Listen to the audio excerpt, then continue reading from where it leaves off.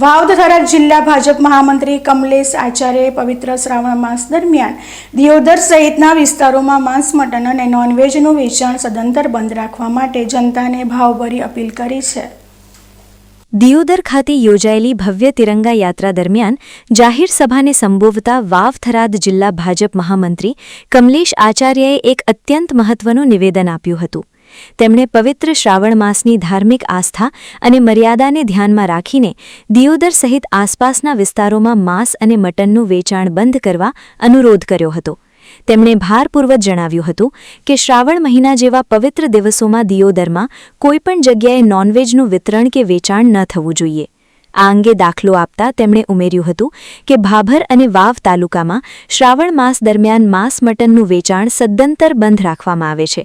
તેથી દિયોદરમાં પણ તમામ લોકો ધાર્મિક લાગણીઓનું સન્માન કરીને સહયોગ આપે તેવી હું અપીલ કરું છું।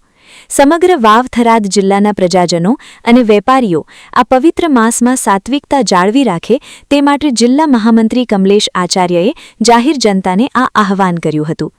પવિત્ર શ્રાવણ માસમાં ધાર્મિક લાગણીઓ અને સાત્વિકતા જાળવવા માટે ભાજપ મહામંત્રી દ્વારા કરવામાં આવેલી આ અપીલને દિયોદર અને આસપાસના વિસ્તારમાં મોટો જનસંપર્ક અને સમર્થન મળી રહ્યું છે।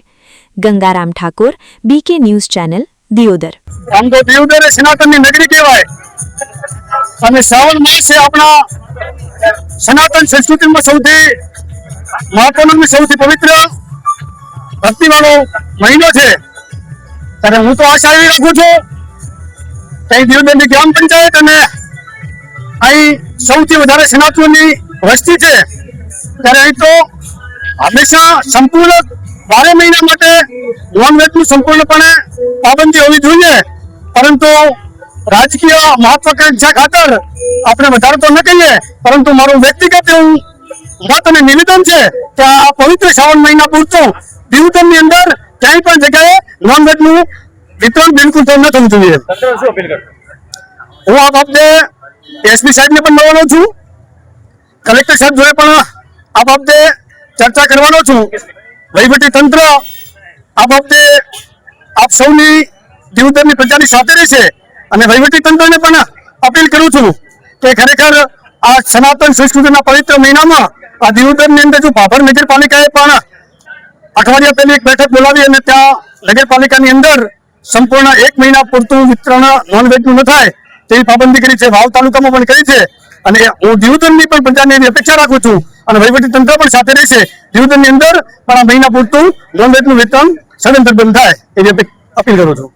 પવિત્ર શ્રાવણ માસમાં ધાર્મિક લાગણીઓ અને સાત્વિકતા જાળવવા માટે ભાજપ મહામંત્રી દ્વારા કરવામાં આવેલી આ અપીલને દિયોદર અને આસપાસના વિસ્તારમાં મોટો જનસંપર્ક અને સમર્થન મળી રહ્યું છે।